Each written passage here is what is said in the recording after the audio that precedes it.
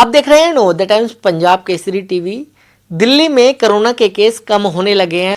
क्या दिल्ली के अंदर पीक जो है कोरोना का निकल चुका है? हमारे साथ मेडिकल एक्सपर्ट और वैक्सीन कमेटी के सदस्य समीर भाटी जी हैं। भाटी जी, क्या माना जाए कि दिल्ली के अंदर कोरोना का जो वीक पीक था वो अब निकल चुका है? देखिए, अभी जिस तरह से हम देख रहे हैं डेटा, निश्चित तौर पे अब उसमें काफ़ी कमी आई है, क्योंकि इसमें हम देखते हैं हमारे एक्टिव केसेस कितने हैं, पॉजिटिविटी रेट कितनी है।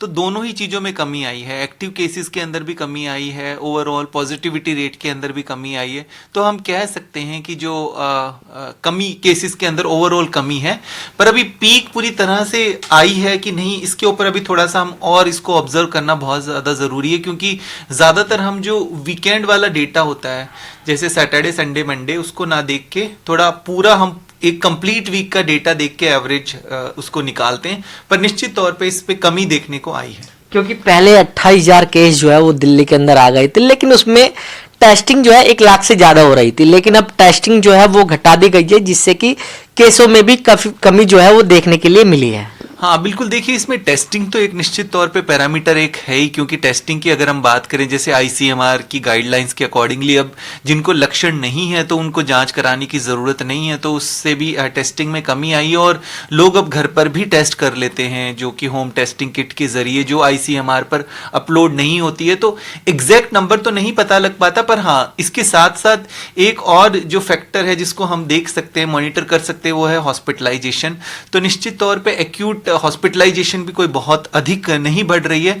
तो हम समझ सकते हैं कि फिलहाल अभी उस तरह से उतनी ज्यादा अलार्मिंग सिचुएशन नहीं है, पर फिर भी अभी हम ये नहीं कह सकते कि दिल्ली से कोविड पूरी तरह से चला गया है। लेकिन सर, कोरोना के केस तो कम हो रहे थे कोविड के, लेकिन पॉजिटिव रेट जो था वो बढ़ता जा रहा था। लेकिन अब कोरोना के केस जिस तरीके से कम हुए हैं, तो दिल्ली के अंदर पॉजिटिव रेट भी कम हुआ है। करीब आज की जो डाटा आया है 13 के आसपास जो है पॉजिटिव रेट आया है।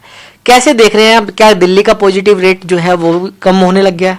देखिए, दिल्ली की अगर हम बात करें तो दिल्ली में जिस तरह से वैक्सीनेशन काफ़ी स्पीड से हुआ है, और दूसरा हम बात करें तो दिल्ली में जो डेल्टा वेव था उससे भी काफ़ी ज़्यादा लोग प्रभावित हुए थे। तो एक लोगों में हाइब्रिड इम्यूनिटी ऑलरेडी आई हुई थी।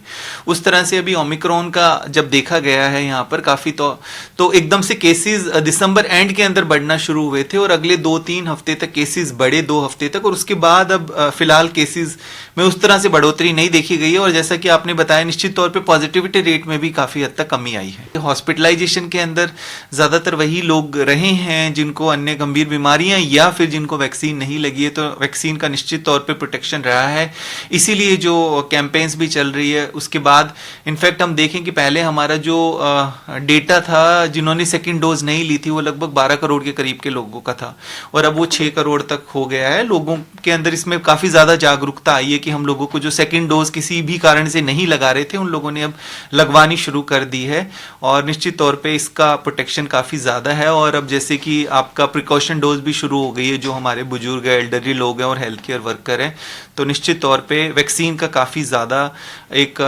पॉजिटिव इफेक्ट रहा है पेंडेमिक के इसमें ओमिक्रॉन या किसी भी तरह के वेरिएंट से लड़ने में।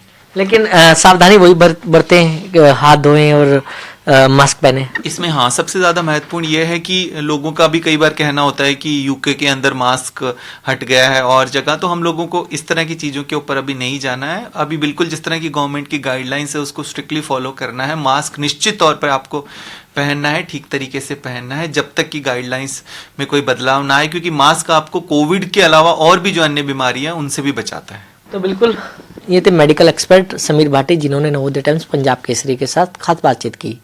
दिल्ली से कमल कुमार कंसल, नवोदय टाइम्स पंजाब केसरी टीवी।